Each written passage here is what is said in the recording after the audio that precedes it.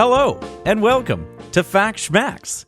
It's the podcast good enough to get you a C. Minus. My name is Matt, and I've got a story to tell you. And my name is Kev. I have a story to interrupt. Well, Kevin, it's been a while. Yeah, it's been a hot minute. It's been summertime, man. What can I say? So, once again, apologies to our audience. Kids are back in school, and that means that we are back at it. So we are hoping to resume weekly episodes going forward. And, thanks for bearing with us. Yeah, I think going forward, we'll have a little bit of a break over the summer. Yeah, I think we're just going to schedule some sort of season because it's just not feasible. Families and stuff. Matt, maybe a good idea is that this be the season finale.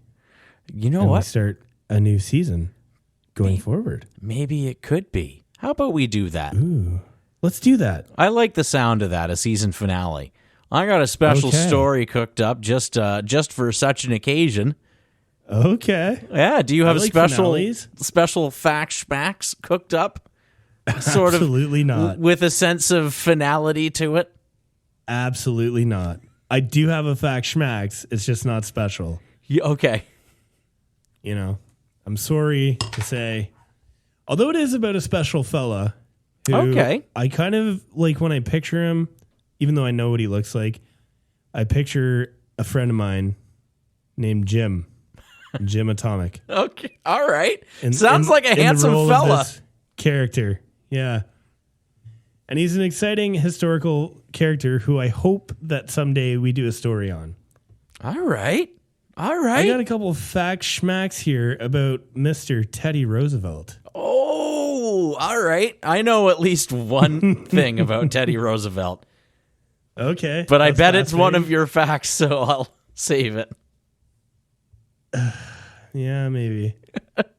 So, fact or schmack, Matt? Yes. Teddy Roosevelt was so keen on boxing, he had a boxing ring installed in the White House. Okay. Fact or schmack, Matt? Yeah. A well-known avid hunter, it was alleged on one or two occasions that Teddy signed important documents in the Oval Office while wearing a bearskin hat that was basically the bear head. Kind of like the fur thing from Workaholics. Sure. Fact or schmack, Matt? Yeah. This is why I picture him as Jim Atomic, That's something Jim Atomic would do. But I'm not nearly that badass. No. I couldn't hunt the bear in the first place. No. During an 11-month-long African hunting expedition, Teddy Roosevelt shot 296 animals, including 9 lions and 5 elephants. What do you think? Quite the hunter. Yeah, 2 of them are hunting Quite related. the man's man. Yeah.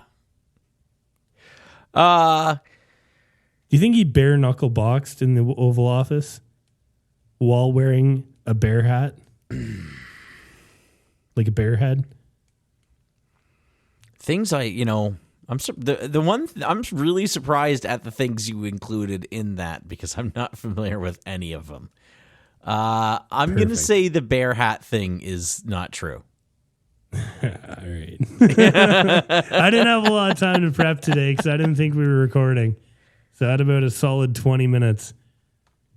Since we talked about recording this morning. Yeah. Well, I've had a busy day. I have a job. I bet. Yeah, you do. I wouldn't expect you to understand. I'm very busy. I have a lot of responsibilities. I have my own things going on. So I'm surprised. So anyhow, I'm surprised you didn't include the anecdote about him getting shot during a speech and continuing the speech. See, this is why we need to talk about Teddy Roosevelt on this show. There's a lot of really interesting things about Teddy Roosevelt. Yeah. So once again, I'm using this, the ultimate book of useless information, which is kind of my lazy go-to for Fact Schmacks. It's just rife with random facts that I can just be like, oh, I like those. And they're usually pretty fascinating. I am going to start including, by the way, at the end of the episode, hey, go here for more information section. And we're going to do that at the end of every episode, just like the stuff that I looked at and, where to go for more stuff. Just like all the other things we've promised in our episodes and never delivered. I'm gonna try to keep this up. You're going to find out it's going to be a lot of the same stuff. But, hey, that's how life is, baby. Wikipedia is the gold standard of the show. Baby. Maybe. So what do you got for me? You got a story? Well, you got a tale to tell? I do have a tale to tell. One, with a real sense of finality in that this is going to be the first in a long series of episodes. Oh? Yeah. Is our finale going to be like a trilogy? This is going to lead into probably a trilogy, or at least there's going to be at least 3 more episodes related to this topic. Interesting. But we're not going to do them all at once, or we don't have to do it like we did the technology stuff where that was all just 8-bit wars where that was all just one big block. But where are we? Rome, baby. Oh, hey, this is already a trilogy, dude. It's yeah. like maybe even a 4. Oh, yeah. What's a quadrilogy? Circa 264 BCE is when this story is going to start, but we're actually going to go back before that to set the stage for where things are at in 264, if that makes sense to you. So, really, we're going to the island of Sicily, baby. Okay. Circa 280, so about 16 years before the time period in question, there was a group of mercenaries who had essentially been orphaned from the state that they had been serving. The king that they were serving passed away, and they were essentially let go. So they were just a roving band of mercenaries wandering around Sicily. And eventually It's like West Side Story.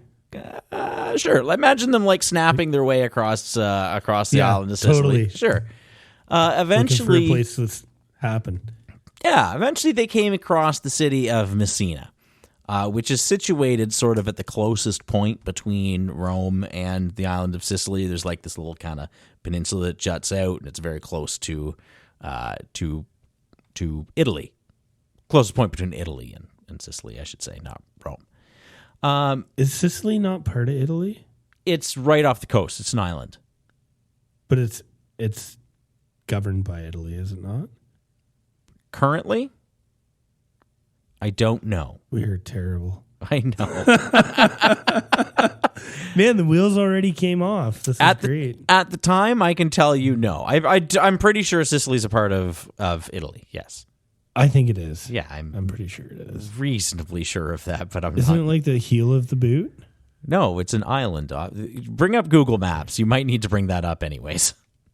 Maybe we'll put it in the picture of the episode. Probably we won't. Yeah. So these mercenaries, they come across the city of Messina, and the good citizens of Messina, they let these mercenaries into the city and into their homes, give them a little shelter. And they get really comfortable there.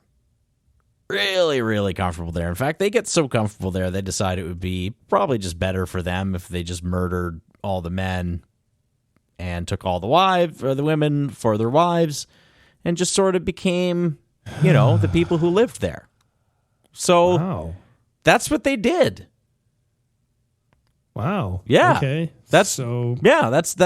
Then they started calling themselves the Mamertines.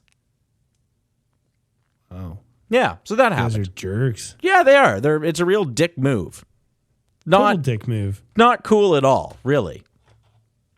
The rest of Sicily, it's a reasonably big island, is divided between Syracuse, which is to the southwest of where where Messina Wait a minute, is. isn't that in Arizona?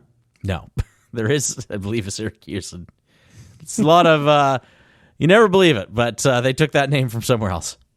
Oh, no kidding. Yeah, if you can reckon. Which that was a Greek colony, and it was currently led by a guy named Hiero. And you know what? You know how he got the job of being in charge of Syracuse? He was a general in the army of Pyrrhus of Epirus. Wait. Pyrrhus of Epirus. Yes. I know this name. Yeah. It's from a Fact Schmacks episode. It sure is. So give me the skinny on Pyrrhus of Epirus. well, that's where the term Pyrrhic victory comes from. He tried to kind of invade Rome, and he won a few battles, but he eventually left because they were all too costly. Link that show in the show notes. There we go. For anybody who wants to know more about Pyrrhus of Epirus. So after he left Italy, he went to Sicily, and he kind of founded a base there, and this hero guy was the guy he left in charge. Then Pyrrhus went back to Greece, and Hero eventually just became the king of Syracuse, this little city-state there.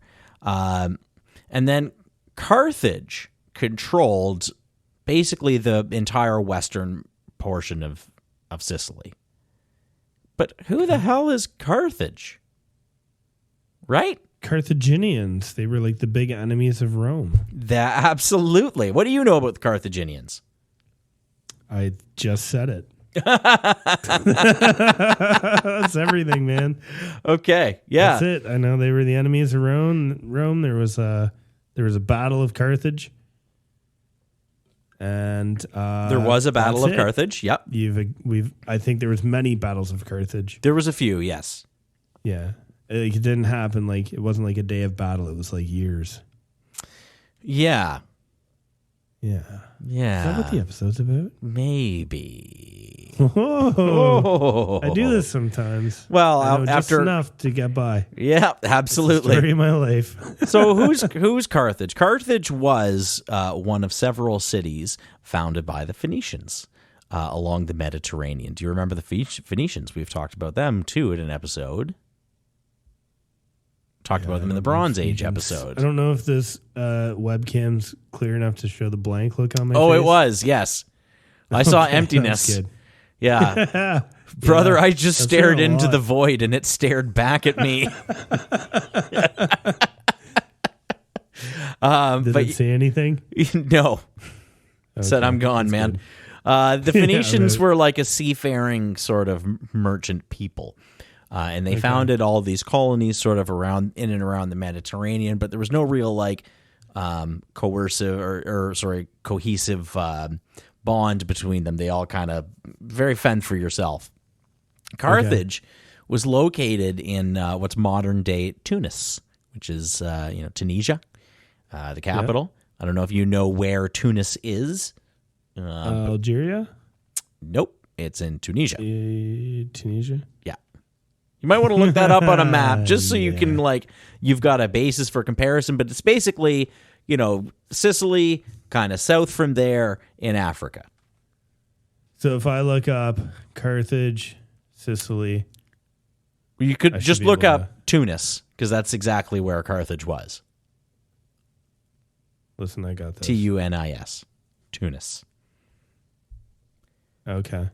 So Carthage, that wound up being a pretty important spot to be. Anything that was getting traded east to west or west to east wound up stopping in Carthage. And as a result, Carthage got very, very, very, very, very wealthy.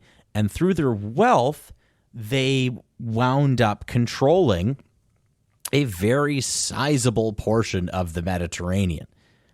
Basically, they controlled northern Africa west of Egypt, and also parts of Spain and half of Sicily. Sorry. Okay, so I'm looking at probably a pretty good map. So Sicily, if Italy is the boot, Sicily is the rock it's kicking. Sure. Yeah. And it's kicking that rock straight into Carthage. Carthage makes a little narrow strait in the Mediterranean Sea between Carthage and Sicily. And like So, Rome it's is a little on straight. like Rome, the city, is on like the shin of the boot. So you can Right. imagine Sicily as being like the halfway point between Carthage and Rome. Absolutely. Yeah. Even I see that now. just to bring this back I'm to going to put that in the notes or something or on the episode cover. just to bring this back to now the cat's out of the bag, and that's what we're going to be talking about. Piers of Epirus, when he was leaving Rome and Sicily, he was quoted as having looked out onto the Mediterranean and said something to the extent of, "What a field we are leaving for the Romans and the Carthaginians to exercise their arms." Basically saying like, these guys are going to fight in no time flat. And, within about, I think, 10 years of him saying that, they were indeed fighting. Which historically is a blink of an eye, but, that's 10 years is kind of a long time. Yeah. Yeah, I mean, it depends what phase of life you're in, right? Older you get, the quicker the years get. That's absolutely true. Uh-huh. So life in Carthage, they were a merchant empire, so money was the only real currency that mattered. Politically speaking. If you were rich, you got to be in a leadership position. If you weren't... Yeah. How bizarre. Right? Wow. I would never have thought that's how life would work. Well, to contrast that against the Romans, who had the plebeian patrician split, where, if you weren't, it didn't matter how wealthy you are. If you were born a pleb, you were still going to stay a pleb. You couldn't even marry into those families. Funny how strange life was back then, isn't it? Right? But yeah, so no, Carthage was much more of a meritocracy in that sense. Like if you got rich, yep, you got to be in charge. If you lost all your money, guess what? You're not in charge anymore. So it's pretty much the, if you weren't rich, you didn't lead but two things, jack and shit, to quote Bruce Campbell. Okay. Mm-hmm. Militarily, they had like a core group of soldiers, but then they just hired mercenaries to do everything else for them. But where they did excel was having a navy. As a merchant empire, they do a lot of shipping, so...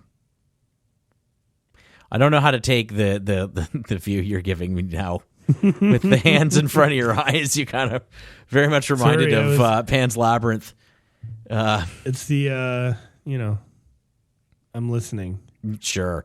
And just a reminder on how, like, Rome operates, if you hadn't listened to our first episode, didn't know, or if you just don't know in general, Rome had dual consuls, which were elected elected, not how we conceive elections, like just rich men got to vote, but they were elected. They always elected two guys to lead. They got a 1-year term. They could each veto whatever the other person was doing because they were really terrified of anyone ever taking over and being king. And this is like back when they were very, very serious about that sort of thing. One thing I want to mention here, we're going to be talking about a war that takes place over a 20-year period. So if you think about a war that takes place over a 20-year period in a society that elects 2 leaders per year, that means there's going to be 40 people who are in charge of this army at various times as we go through this conflict. This is going to be the most confusing episode of our lives. Thank God it's the last one. I promise season 2 will be better. To our listener, I promise. To what? So to your relief, what I've opted to do is actually just not name any of them, and just refer to them. No. Why don't we give like the leader just a pseudonym? I have named a few of them. Sorry, I've only named people who I thought it was either important to name or who are going to show up much later. The family's going to show up, that sort of thing. So I'm only, there's going to be very, very few names that we're dealing with here. But I just wanted to mention that because, like, obviously these are, there's going to be a whole lot that I'm leaving out as I try to cram this into a podcast here. Do. Yeah. I'm still on the first slide of, like, I don't know, 11. So. Oh God. Yeah. Anyways, those dicks, the Mamertines, they eventually run afoul of Hero of Syracuse, and they kind of get into a fight. Now, Syracuse was a much bigger deal than, these Mamertines who'd taken over this one little city. So fearing, being outnumbered and losing their situation that they had there, they asked the Carthaginians for help. And Carthage was happy to oblige, and they helped them stay out of Syracuse. You see, Carthage pretty much had like an on-again, off-again war with Syracuse going on for a very long time.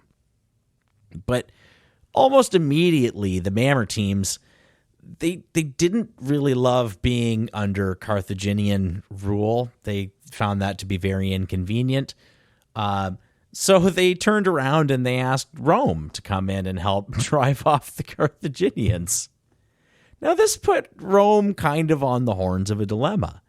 On one hand, they'd literally just finished wrestling the entirety of the Italian peninsula into submission. At this point, they're exhausted, but they own all of Italy. It is settled. But they don't now have any obvious avenues for further expansion. I mean, they could go north kind of into what they call Cisalpine Gaul, or Gaul on this side of the Alps. Or they could go into Sicily or Greece but here they're kind of being given an opportunity to step into Sicily as liberators, let's say, politically, sure. A politically cool way of doing that. On the other hand, there was a bit of a moral problem with them doing that. You see, they'd actually had a similar situation, to what the Mamertines had done. A city, I think, called Rhegium. They'd had a group of mercenaries just take over the city, and it was ostensibly under Roman rule, and the Romans, they had taken a very dim view of that, and they actually were so angry at that, they marched legions out there, and they dragged these people out of the city, and they brought them back to Rome to be publicly executed. So they had really harshly, strongly frowned upon that kind of behavior. But still, in a battle between practical concerns and moral concerns, your practical concerns are going to win pretty much every time. So Rome decides to YOLO any concerns about starting a war with Carthage, and they agree to help the Mamertines.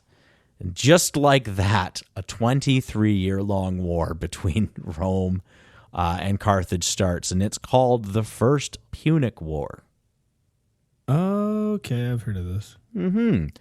Now, do you know why it's called the First Punic War, by the way, not the First Carthaginian War? Nope. Carthage is what Carthage called itself, and Puny or Punics is what Rome called them, and Rome won. Oh, so Rome won. Yep, basically. Fair enough. What did Punics translate to? Like puny, wimpy?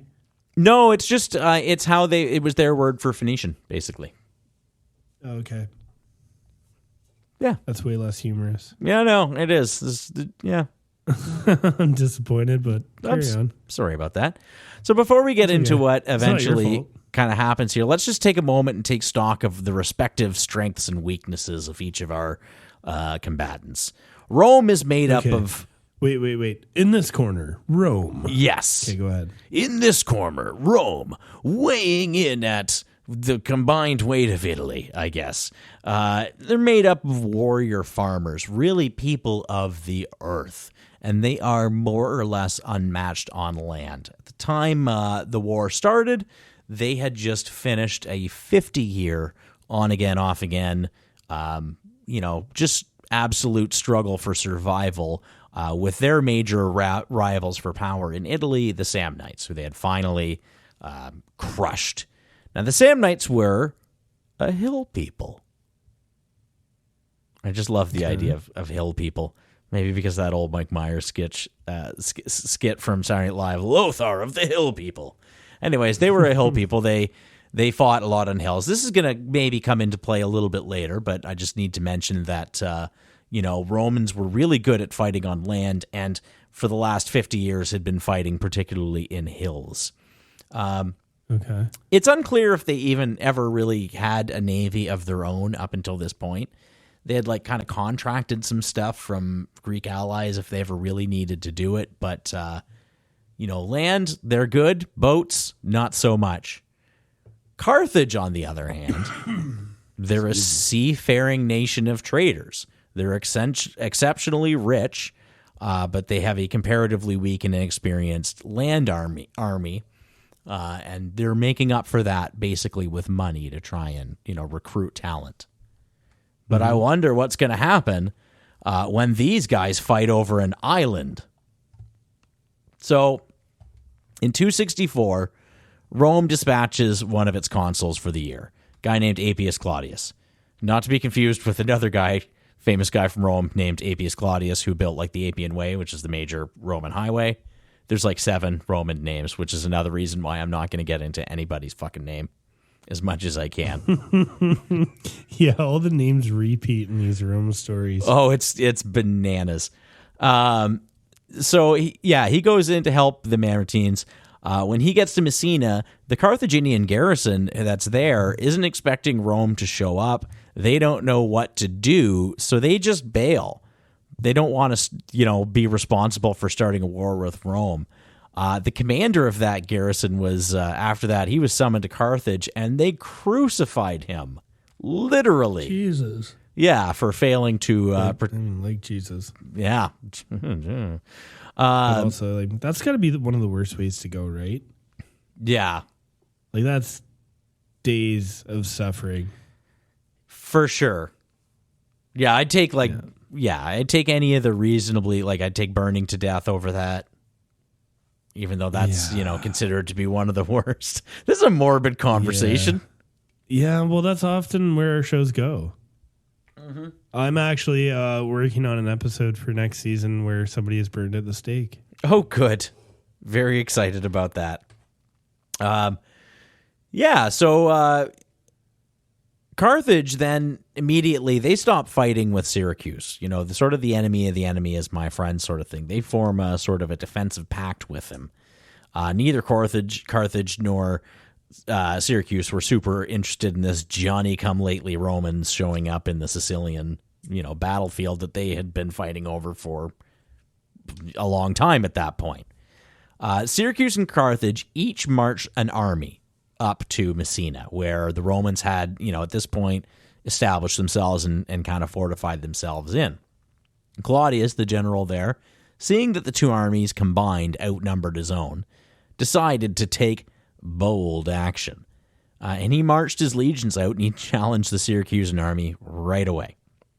The Syracusans did put up a resistance at first, but they looked over and couldn't help but notice that the Carthaginians, who were pretty close by, weren't really making any moves to come in and help them. They seemed like they were pretty content to just watch them duke it out with Rome. So Syracusans decided, fuck this, we're out of here. So they made an orderly retreat back to their own territory.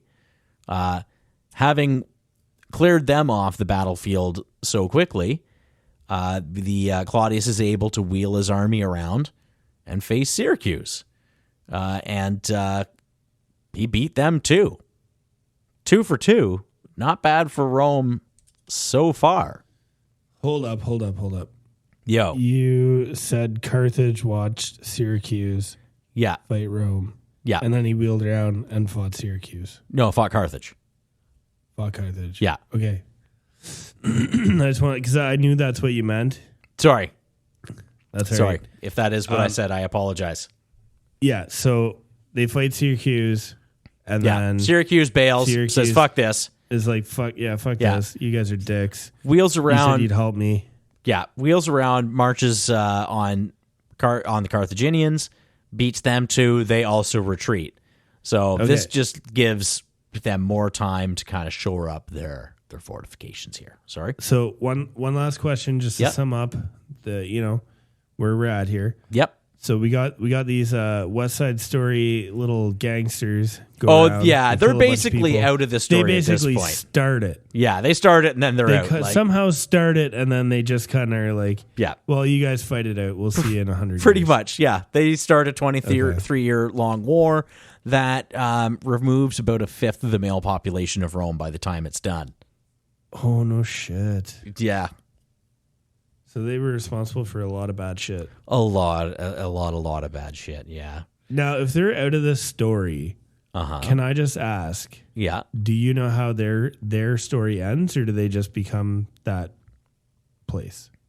I think they keep living there, and I think by the time this thing ends, it's been like 23 fucking years since whatever they did. It's been they were in charge of that place. But those guys don't ever get dragged out and publicly executed? I don't think so, no. So they just kind of got away with it and started a huge war. Yeah. They're real dicks. Fair enough. Yeah. Yeah, that's a real dick move. It is a real dick move. All right, so we've got this big battle.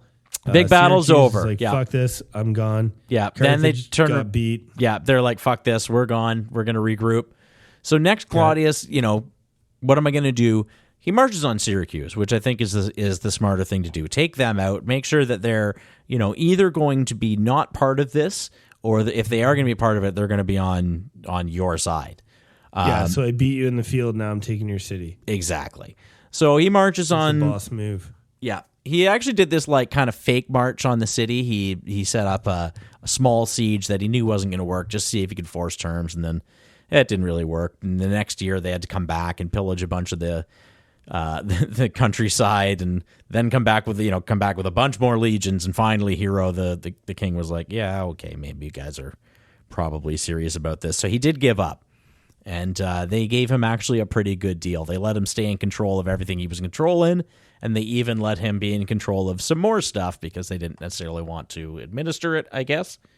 So he got a pretty sweet deal. That's not bad. Yeah. The next city that Rome set their sights on was Agrigentum, and they did not get nearly such a sweet deal. There was a pretty brutal battle and a pretty brutal siege. Well, a siege for a long time, and then a battle. And once they actually got into the city, all discipline kind of broke down in the legions. It was a very particularly brutal sacking. The commanders, in hindsight, said that they did this deliberately to prove a point. That this is what happens when you resist us. But they really should have. The way they handled things with Syracuse was way better than the way they handled things with Agrigentum. They probably was there a whole lot of bad things happening. And a whole lot of things that I don't really want to really get into, but the sort of things that happen when an army overruns the blanks there. Yeah. Sort of thing that happens when an army overruns a city. But this did leave Rome at this point, like less than a year into this 23-year war over Sicily. They are in control of 2/3 of Sicily. Not bad, right? They got Hero on their side. They control Agrigentum. That's good news. The bad news is that the remaining cities under Carthaginian control, and particularly the remaining two big ones, are pretty much impregnable by land. And since Carthage has a superior navy, and these were coastal cities, you couldn't siege them. You couldn't starve them out because you couldn't enforce a blockade. Well, they couldn't enforce a blockade. So Carthage would be free to restock these cities, and the Romans would essentially just be camped out outside. So why couldn't they be approached by land? Hills? I'm going to guess. No, mountains? Was there mountains in Sicily? No, just fortifications, walls, just very heavily fortified. Okay. Yeah. Absolutely. They got their walls up. They've been hurt before. Yeah, exactly. They've been there long enough that it ain't happening. Sure. And the way you deal with that is typically you'd siege the city and starve them out, but you can't do that because they can supply themselves by navy. So it was just kind of futile. So here they are essentially at a stalemate a year into this war. Carthage can't compete with the Roman army. They've pretty much established that, or at least that's what they strongly believe. And Rome can't do anything to stop Carthage from supplying its heavily fortified cities. Not to spoil anything, but this war is going to be won by whoever decides to take it to the other team, on their strength, so to speak. So either Carthage has to sack up and, field an army capable of kicking the shit out of Rome on land, or Rome is going to have to field a navy for the first time in their entire history. Would you field a navy, or would you, field? Yeah, water? Good point. What would that be? Would you ocean a navy? Would you pond a navy? Would you see a navy? See a navy? You could see it if it was close enough. You absolutely could see it if it was close enough. I don't know. Womp, womp, womp, womp, womp. Well, since, Latin is the cornerstone of most European languages and not whatever they spoke in Carthage, it might not surprise you to learn that it was Rome that decided to build a navy, despite their complete lack of experience in the water. A Carthaginian quinquereme, that's how I think that might be pronounced, charged too aggressively and grounded itself in Roman territory. And Roman engineers were able to basically take this thing and reverse engineer it. And they just stole this design and built their own versions of it. Now, Isn't it funny to think of an old wooden boat as the technology that had to be reverse engineered? Yeah, for sure. Now you think of some kind of highly sophisticated drone or something. Mm-hmm. Actually, okay, Back so then it was just like a boat. There is a funny little tie-in to buoyancy in this. Hero. I better hope this fact floats. Oh my God, I'm sorry, people. Hero of Syracuse, he actually thought that he was getting ripped off because he had ordered this crown. And this is before, or it might be before, maybe after, I don't know, but it's the same guy. It's Hero. He thought he was getting ripped off because he had ordered this crown. He thought, it doesn't feel from right. Amazon? I don't know. Yeah, he heard it from Amazon. That's right. And so he Amazon. He tasked this guy who lived in Syracuse, this guy named Archimedes, to try and figure out. Oh, I've heard of this. Yeah, to try and figure out if he was maybe getting the shaft on this crown. And Archimedes famously said, "Eureka!" when he figured out that, yes, if I can just figure out how much water that much gold should displace, I can do the same thing with the crown. And yeah. Okay. Yeah, as well about density of material. Stuff. Yeah, and he just figured out that whatever they've replaced with is denser and it would displace more water. Okay. Mm-hmm. And then he also figured out why things float. Maybe, I don't know. It's always taught with that. That's where my knowledge of that little anecdote ends. But supposedly that's fun. Yeah, but supposedly these ships were designed by Archimedes originally. But then the Romans stole it and reverse engineered them. So what are these things? Just to kind of give you a context for how big these boats were. This is a boat that's big enough to hold about 340 people. 300 comfortably?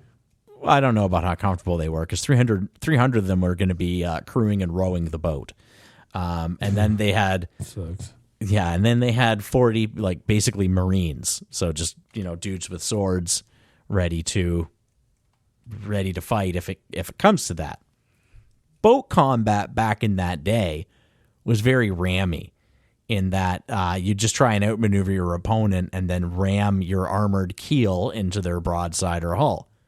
So they actually they just called it ramming. Sure. Anyways, Rome built 120 of these goddamn things and dispatched them to Sicily to train. Now, one of the consuls for that year, and this is a guy I'm going to name because he's got a great name. Are you ready? Yes. Are you ready? Yeah. Scipio. What? Scipio. Scipio. Not to be mistaken with Scipio from one of our original... No, that's that. I think from our first episode. Yeah. Well, we just mentioned him because he's one of the great names. It was Scipio with an S. Scipio, yes, that's what I'm saying. Yeah.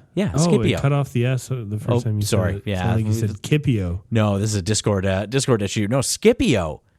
Scipio, our old pal Scipio. Yeah, now the Scipios are a family. Named Scipio. Really, it was in the first episode we talked mostly about Pompey. We just mentioned that Scipio was another great name. Yeah. Yeah. So this is... But that's going right back to our first... Right back to our first episode. What a complete circle. In our finale, we talked about something that came up in our first episode. Hey, there we go. That's really nice. Wow, that's majestic. All yeah. right. Good night, folks. Totally planned that. We're going to edit out this part where we realized that on the spot. Yeah, we totally planned that to happen. Absolutely. Scipio, he decides he's going to take 17 ships and try to take a port town, even though they don't have a whole lot of experience. He thinks he's got an opportunity. Now, the Carthaginians, they catch wind of this, and they decide to come have a look because, if nothing else, it might be good for a laugh to see what these clowns are up to. They actually, he goes into the port, or like the harbor in the port, and the Carthaginians then just trap his fleet in the port, and then they beat them up, basically, is what they did. They beat them badly. Scipio himself was captured in this little sortie. He was later returned to Rome in a prisoner exchange, but this misadventure, Rome's first naval battle and thus Rome's first naval defeat, earned him the nickname Scipio Asina, roughly translating to Scipio the Ass. Like donkey. Yeah. So the Romans quickly figured out that they weren't really good at naval combat. So they made what it very rarely in Roman history will they ever invent a thing, but this is one of those times. They invented a thing called a corvus. What a corvus was is basically... Sounds dirty. Yeah, it does sound dirty. A corvus was... See my corvus. Come see my corvus. A corvus was basically a giant drawbridge on top of the ship that had a big spike on the end of it, and the whole thing was like on a lazy Susan so they could rotate it around. So okay, and then they just like fly swat another boat or what? Well, so what they would do, because like they're really good on land, right? So what they would do is if a Carthaginian ship got too close, they'd swing this thing around, drop it onto the ship. It would hold the ship in place, and they run across the drawbridge like a gangway, and then it's a land fight.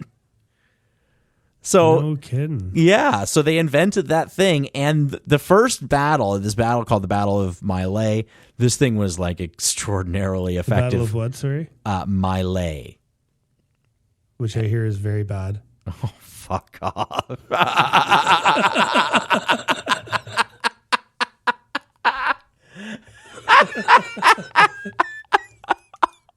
You're welcome.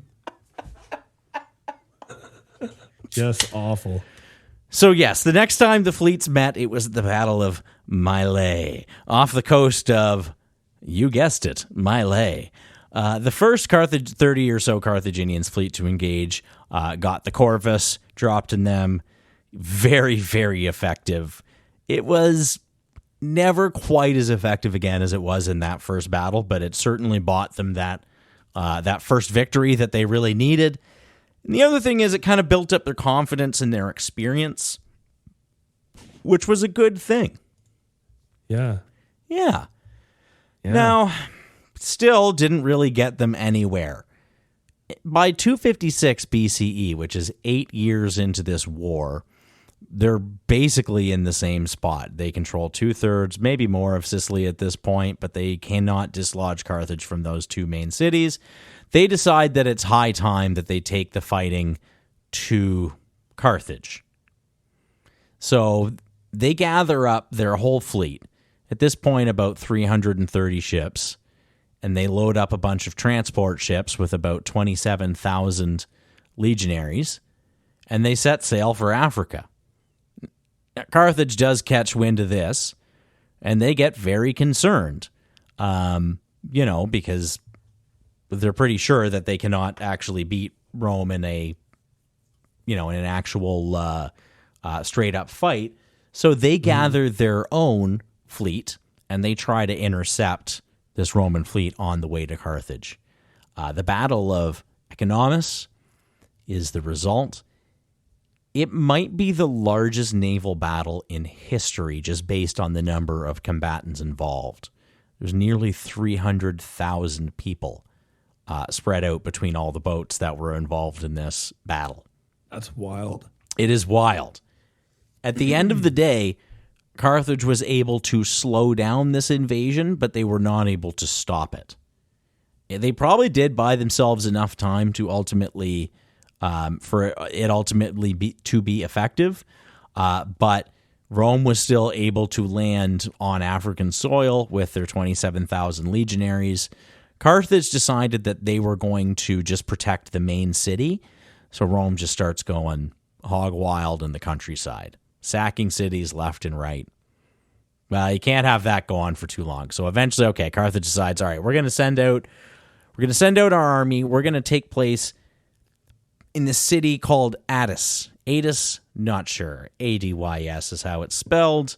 And they set themselves up on a hill, thinking that the high ground there is going to be to their advantage. But as I said earlier, that the Romans had just gotten through a 50-year war with people in hills, so they knew everything there was to know about getting people out of hills. What they wound up actually doing was they marched through the night and did a surprise attack in the morning, hit him with like a pincer maneuver. Sure. Just, wiped him off the field very quickly. But really, mostly it was that the Samnites had put themselves in such an awful position to be in, right? Cavalry, which is one of their main strengths, is less effective on hilly terrain. So that's kind of silly. And the Romans are particularly effective on hilly terrain. It was just a bad move. So Carthage is shitting bricks at this point. They decide it's time to give up. They sue for peace. The terms they get back from the Roman general on the field, the Roman consul, were so severe that it wasn't actually worth giving up. I mean, the terms they got back were basically, you're going to be like the entirety of Carthage is going to become a province of Rome, not just like, where you got to let go of Sicily, like what they were fighting over in the first place, right? Right. They're basically treating them like they had already they'd already won everything, not that they just were dealing with a weak but still strong opponent. So, and it wasn't even worth giving up. There was no incentive to give up. You might as well fight it out if that's if those are the terms they get back. So they just decided that they'd fight it out and they would hold out for a miracle. And they found it. They found a Greek general, a guy named Xanthippus. While the Romans camped out for winter, they brought this guy in. And he went around and he kind of talked to people who'd been at that battle. He'd figured out, and he, realized that there was a real case of the donkey going around in the leadership, in the generals at that first battle on the Carthaginian side. They'd done everything wrong. He's looking at these soldiers. He's looking at the cavalry. He's looking at the elephants going, there's no reason this shouldn't have worked. This was just straight up incredibly bad tactics and maybe not so great morale.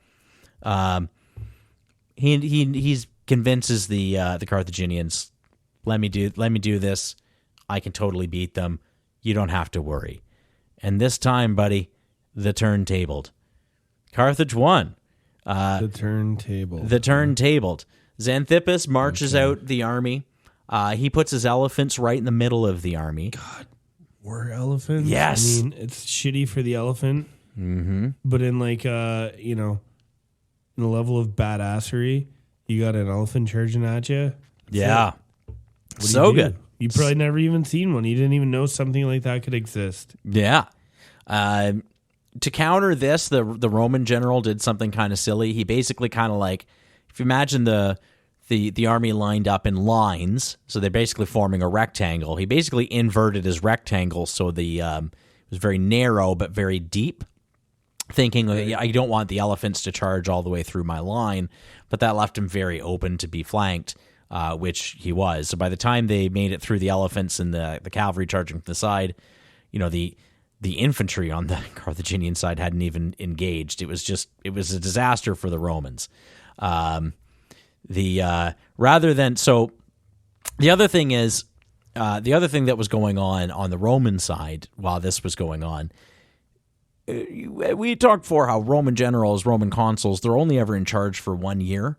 So the guy who's there, he landed the winter before. He's camped out all winter. He doesn't want to wait for supplies to come because supplies also include the next guy who's going to be in charge. He's like, it's going to be the next guy who's going to, who's going to get all the glory. Get the glory. Right. Yeah. So he marched, he forced a battle early without getting reinforced.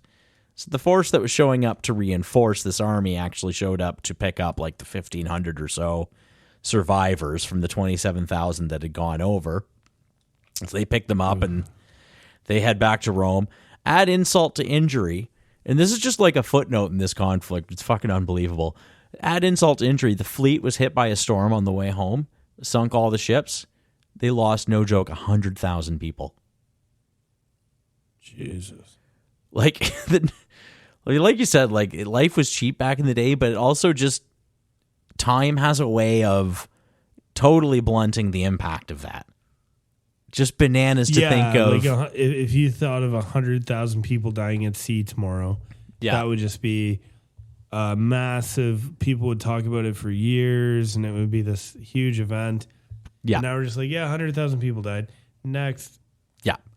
Xanthippus, he on the other hand, having just won this big battle for Carthage, he got threatened privately by like other nobles, and he eventually just fucked off because he was like, these people are going to fucking murder me if I stay around. These people are nuts. They were kind of threatened by his newfound prestige and influence, and so he won one battle for them, and then he was just out. So he never came back. So yeah. Really? So after 8 years, really there's another series of kind of pointless battles in and around Sicily that go on for another 4 years. New consul will come in. He'll raise an army. He'll say, I got this great idea. I'm going to be able to get the Carthaginians out of Sicily. Turns out it's the same idea everyone else had. Ends the same way. There was one guy, even, if you can fucking believe this, man, there was one guy started a battle. He had asked the sacred chickens for the blessing to start the battle, and the sacred chickens didn't eat, so he didn't, it wasn't a good time for battle, and he went into battle anyways. Like, can you fucking believe this clown? Dude, how do you not listen to the sacred chickens? Right? The sacred chickens are there for a reason. That's why they're colonels. That's why they're colonels. That doesn't even really make sense. I know. What's wrong with me today? There's a third joke you have to put in there, like joke. And you are what you eat. I was trying to make it like a Colonel Sanders tie-in, because it was a military. Oh, okay. They're colonels. They should have okay. All right. I was going a different way. Yeah. But I don't know. It was an awful joke. Anyhow, I admit to it. Yeah. But that was like another battle where they would have lost like 100,000 people. This just like went on for another 4 years. And after that, and again, I'm giving like the Cliff's Notes versions. Each one of these battles are interesting, but we're already almost an hour in, and yeah, sure. Like there's my jokes get worse the more tired I get. There's just too much to go over. So to give you the Cliff's Notes, there's 4 more years of pointless fighting over Sicily. Nothing really changes, and after 12 years of these two guys beating the shit out of each other, the places that they kind of had their thumbs on, who weren't necessarily thrilled about having them be their thumbs on, like in Rome, it was, kind of this, I think it was like the Gauls towards the north were starting to agitate, realizing that maybe Rome's weak, maybe they're starting to have a few domestic problems. Carthage, definitely the same thing. They were losing their Numidians, which were their cavalry people, which was not great for them. So they kind of like, after about 12 years, they just kind of stopped really funding this war that they were fighting against each other. Sicily became sort of like this backwater war zone that, like, yeah, technically they're fighting over it, but they're not really doing a whole lot. like a Cold War. Sort of, but like hotter than a Cold War. Just like, Sure. Yeah. I think there's no nukes, so they could actually skirmish. Yeah, I think that was maybe more common back in the day where wars would go on for so long and almost settle into like a comfortable little yeah.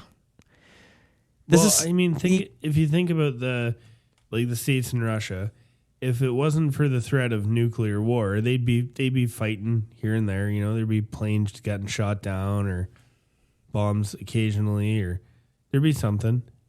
But they can't because the whole world will end. They can't now. Well, and I don't know. I don't think the Russians would pose much of a threat, like with outside of nuclear warheads. That's what I mean, though. But they'd probably still punch you in the nose, kind of thing. No doubt about that. Right? Yeah. Like whether they'd win a war or not, they'd still give you a shot. Oh yeah. They saw your plane flying by, they'd shoot it down or something. Something like that. I mean, I will say, I hope very much for a lot of reasons, just fight the Russians back to the Ukrainian border and do not step 1 foot inside of Russia. It's never a good idea. It has never worked out for anybody. It's never worked for anybody. No. You just can't. You can't do it. Geopolitical reasons aside, even when you're playing Risk, you can't hold Russia. No. Australia is the way to go. Well, Australia or sometimes North America can be a viable strategy too. Yeah. If you got to really luck out, though. Sure. Yeah. We got to play some Risk. Oh, man. Do you want to start a fight, eh? Anyhow, so the Carthaginian, they kind of like really stopped funding this. They left their general, the Carthaginians left their general, this guy named Hamilcar Barca. He's there to been waging a guerrilla war against the Romans. And they're, admittedly just as disinterested as the Carthaginians. They both have their own shit to deal with at home. This goes on for about 8 years. This kind of like nobody's really paying attention to this. In 243 BC, 21 years after the start of this war, Rome, kind of realizes that nobody's really been paying attention to this thing, and they decide to build one last fleet. And finally, because Carthage had stopped really even sailing their fleet around the region, Rome's able to get in there and kind of establish a presence. And they're able to stay on the water and establish a presence for a long time. It's a while before Carthage can get their shit together and establish their own fleet. But by that point, the Romans were the more experienced sailors, and so the ensuing battle, Rome wins in the water. Rome's able to finally put together an effective blockade and siege against these last remaining cities in Sicily, and the war comes to a close 2 years later. No, this is the first Punic War. This is the first Punic War. Now, having finally taken the island, the Carthaginians once more sued for peace. This time, the response was much more reasonable. They asked the Romans said a very large sum of money, because this was a very expensive war, complete withdrawal from Sicily, and a releasing of all prisoners. Really not that bad, all tales told. Sure. And, that ended the First Punic War. Now, there's an end credits scene here. Oh, like a Marvel post-credits? Yeah. The end credits scene here would be Hamilcar Barca, the Carthaginian general. And he's leaving Sicily on a boat, and he's looking back, and he's got his 2 sons with him. And as he leaves, he makes these boys named Hasdrubal and Hannibal, swear a blood oath to get revenge against Rome. Ooh, I've heard about one of them. So that's the end. That's the first Punic War, told poorly, and I want to say quickly, but it was an hour and 1 minute. So Hey, you know what? I'm gonna give us this. We've been on a little bit of a break. It's gonna take a little bit back. We're rusty to get back in the pocket, I guess. But you know what? That was good. I want I want to workshop some episode name ideas. You go first. Well, one thing, there is a lot of undercurrents or a lot of themes in this that really closely mirror the First World War. There's a lot of kind of, I'm not, by the way, addressing what you said at all. I'm just going into some observations I have. Punic Wars, as told by Puny podcast host. Copy, print. Yeah, that's good. That's good.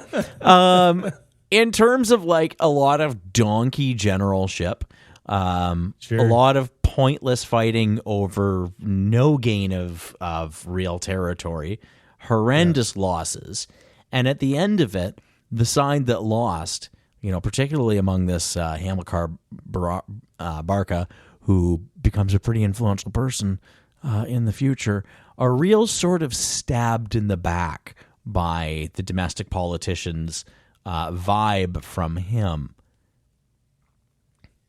So, and the thing about any war is it's two rich assholes having a disagreement, getting everybody to die for it. Yeah, and they never have to fight it. And well, back in the day, at least those guys had to, like, they did actually have to fight.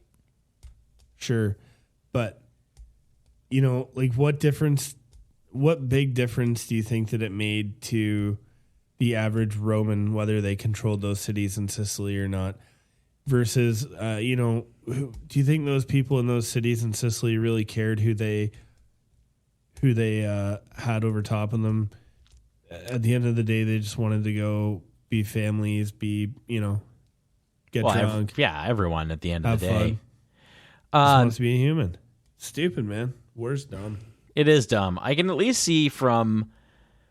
So, like, geopolitically, if you want to look at it from that angle, Rome is expanding, and so is Carthage. They're the two biggest cats on the block at that point, other than Greece. But Greece is kind of, fractured. I think at this point they've gone through their Alexander, period, and they've fractured afterwards. So Rome and Carthage are the two big boys, and they're both kind of ascending at the same time. And Carthage was getting awfully close to Rome. If you think about how far away Carthage was versus how close they were getting to where Rome is, I can kind of see Rome thinking, if they own all of Sicily, then that's bad. Well, for sure. And think of the strait from where Messina was to where Italy was. That's a very narrow strait. And if all of a sudden you don't have access to that, you can't get from one side of your island to the other by boat, which you might want to do for various reasons. That could be very bad for them. So I can kind of see why they felt like they were being encroached on. I am gonna put a link to the map that I'm looking at, because it doesn't. When you look at the map, you kind of go like, oh yeah. Kind of see why it was sort of inevitable that they ended up fighting. Yeah. If you want to learn more about this, you got to check out Mike Duncan's History of Rome podcast. He is the greatest of all time when it comes to history podcasters, in my opinion. We'll throw a link to that too. Yeah, absolutely. Other than him and Dan Carlin, they're the champs. Dan Carlin's great. Yep. But also there's a YouTube channel called Oversimplified. It's pretty. It's really good videos on it. That guy made a really great point about the differences between Roman generals and Carthaginian generals, but I'm going to leave that for you to go find in that video. But it was a really keen observation. Little breadcrumb for you there, or for somebody there. I don't know. Oversimplified did a couple good videos. They're a little silly, but they're kind of good. And then Extra Credits also did some videos on that. But mostly Mike Duncan, who's done books and podcasts about Rome. He's great. Yeah, he is really good. And I think that's, when we set out to do this show, it's like there's people who do this stuff really well. And we're And not our mission, one of them. Our mission was just to have fun. Have Yep. fun with some stories and just hang out. And I mean, think I we've really am accomplished secondhand news guy. I hear stuff that really interests me, and then I do my best to convey that to you. That's all it is. that. Yeah. And that's, you know what? That's fine. We have our little niche. We have a little bit of fun. And That's the magic. hopefully if you hear something on this show, it inspires you to dig a little deeper. And I think that's a good idea, Matt. It's kind of pointing people in the right direction after to actually learn facts. Mm-hmm. Like to dig deeper, right? Because there are people who do that very well. Mm-hmm. They're just not us. No. Well, yeah. Do you have a Matt's closing fact? I don't have a Matt's closing fact because that's not usually my job. Oh, so I guess that's my job. I can see you stalling for time as you flip through your book of facts there. Man, I wasn't super prepared for this one. No Which, kidding. Going forward to season 2, we're going to be a lot more prepared. Yes, the quality is going to go up drastically. I wasn't randomly looking for any fact. I was looking for a particular one. I found this kind of neat. The arteries and veins surrounding the brainstem look like a stick person with blood vessels called the Circle of Willis forming a large head. The Circle So of there's Willis? like a little thing in there that people look at it. That's the Circle of Willis. What you talk about, Willis? What are you talking about, Willis? We're all I'm Willis. talking about season 2 Fact Schmacks. I was working on this. I couldn't quite figure it out how exactly the analogy worked, but I was trying to figure out what these countries would be, or these city-states would be, if they were wrestlers. Because really all I had was that the Carthage would be the $1 Million Man, Ted DiBiase, because they just kind of hire out all their stuff. Totally. Yeah.